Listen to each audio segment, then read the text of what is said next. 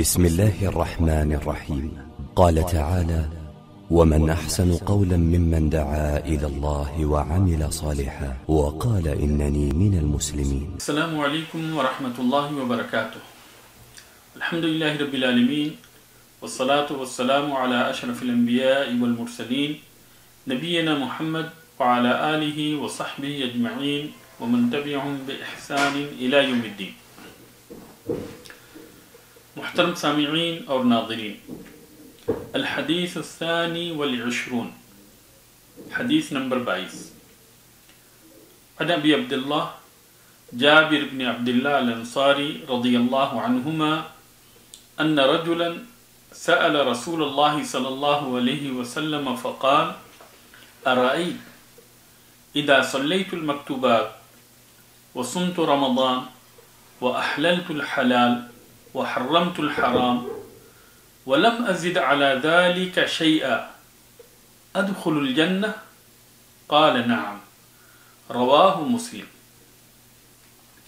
ابو عبداللہ جابر بن عبداللہ الانصاری رضی اللہ تعالی عنہما روایت کرتے ہیں کہ ایک شخص نے نبی کریم صلی اللہ علیہ وسلم سے یہ سوال کیا اور کہا: ارأیت اذا صلیت المکتوبات، آپ مجھے بتلائیے کہ اگر میں فرض نمازوں کو ادا کروں، وصمت رمضان، اور رمضان کے روزے رکھوں، وأحللت الحلال، اور حلال چیزوں کو حلال سمجھ کر کروں، وحرمت الحرام، اور حرام چیزوں سے دور رہوں، ولم أزد على ذلك شيئا، اور اس پر کچھ بھی اضافہ نہ کروں، ادخل الجنہ، تو کیا میں جنت میں داخل ہو جاؤں گا؟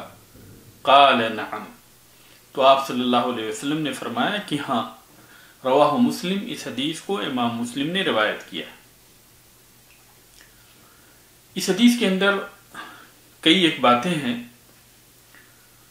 پہلی چیز تو یہ ہے کہ اس حدیث کے اندر جس شخص کا تذکرہ ہے، اس شخص کا نام، یعنی صحابی کا نام، بعض دوسری روایتوں کے اندر نعمان ابن قوقل آیا ہے کہ ان کا نام نعمان ابن قوقل تھا.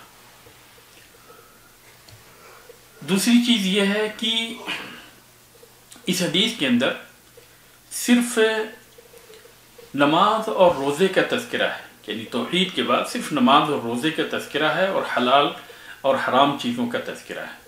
حج اور زکوٰۃ کا تذکرہ نہیں ہے. تو علماء کرام نے کہا ہے، یعنی اس سلسلے میں علماء کرام کی دو باتیں ہیں. پہلی بات تو یہ ہے کہ شاید اس حدیث کے اندر حج کا تذکرہ اس لیے نہیں ہے کیونکہ ابھی تک حج کی فرضیت نہیں ہوئی تھی، اور زکوٰۃ کا تذکرہ اس لیے نہیں ہے کہ وہ صحابی غریب ہوں گے اور ان کے اوپر زکوٰۃ فرض نہیں ہوگا، زکوٰۃ ان کے اوپر فرض نہیں ہوگی. تو شاید ایک وجہ یہ ہو سکتی ہے.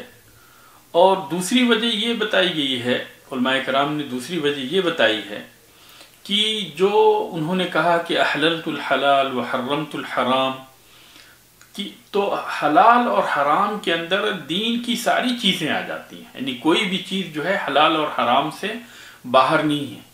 تو اس اعتبار سے جو ہے یعنی زکوٰۃ بھی اس کے اندر داخل ہے اور حج بھی داخل ہے. تو اگر بندہ جو ہے فرائض کی ادائیگی کرتا ہے اور حرام چیزوں سے دور رہتا ہے تو یہ جنت میں جانے کا سبب ہے. اس حدیث کے اندر صرف واجبات کا تذکرہ ہے، یعنی جو واجبی چیزیں ہیں، جو فرائض ہیں، صرف انہی کا تذکرہ ہے. جو مستحب چیزیں ہیں، مندوب چیزیں ہیں، نفل چیزیں ہیں، ان کا تذکرہ نہیں ہے.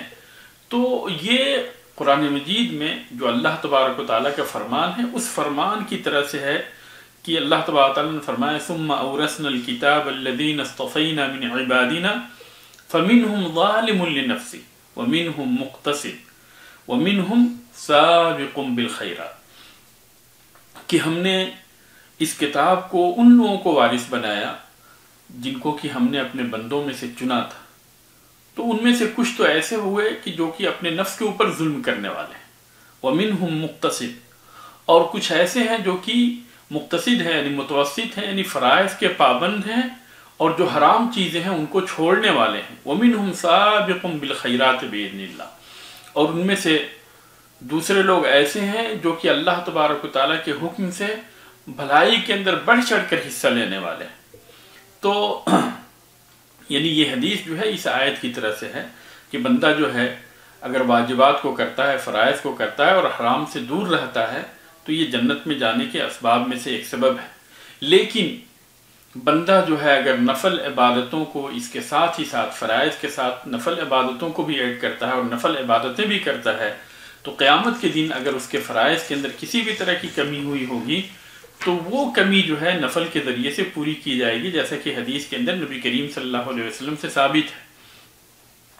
اور اسی طریقے سے جو ہے فرائض جو ہے اگر بندہ جو ہے نفل عبادتوں کی پابندی کرتا ہے تو یعنی خود بخود جو ہے فرائض کی بھی پابندی ہو جاتی ہے، اور اگر نفل کی جو ہے پابندی نہیں کرتا ہے، اس کے اندر سستی کرتا ہے تو ایسی صورت میں جو ہے وہ فرائض کے اندر بھی کوتاہی اور کمی کرنے لگتا ہے۔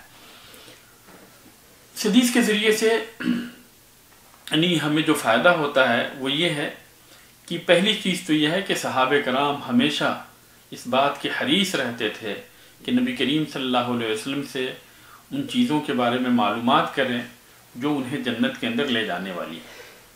اسی طریقے سے اس حدیث کے اندر نبی کریم صلی اللہ علیہ وسلم نے یہ واضح کیا کہ اعمال جو ہے یہ جنت کے اندر داخل ہونے کے لیے سبب ہے، یعنی جنت میں داخل ہونے کے لیے سبب ہے کہ ہم نیک اعمال کریں۔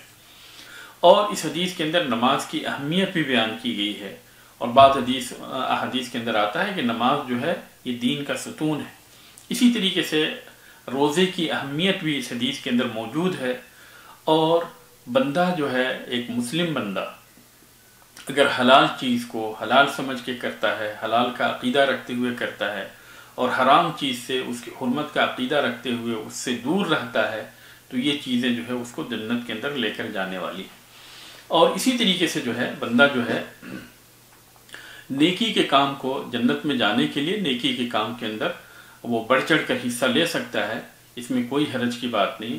اور صوفیہ لوگ جو اس طرح کی باتیں کیا کرتے ہیں کہ جنت میں جانے کی خاطر اور جہنم سے دور رہنے کی خاطر جو ہے نیکی کا کام نہیں کیا جا سکتا، یہ کہنا ان کا غلط ہے، بلکہ اس حدیث کے اندر واضح طور پہ نبی کریم صلی اللہ علیہ وسلم نے صحابی کو جواب دیا کہ جب آپ نیک کام جو ہے جنت میں جانے کے لیے کریں گے تو اللہ تبارک و تعالیٰ آپ کو اس کے سبب جنت کے اندر لے کر جائے گا۔ اللہ تبارک و تعالیٰ سے دعا ہے کہ اللہ تبارک و تعالیٰ ہمارے نیک جتنے بھی کام ہیں اللہ تبارک و تعالیٰ انہیں قبول کرے، اور جتنے بھی حرام کام ہیں اللہ تبارک و تعالیٰ ہمیں ان سے دور رکھے۔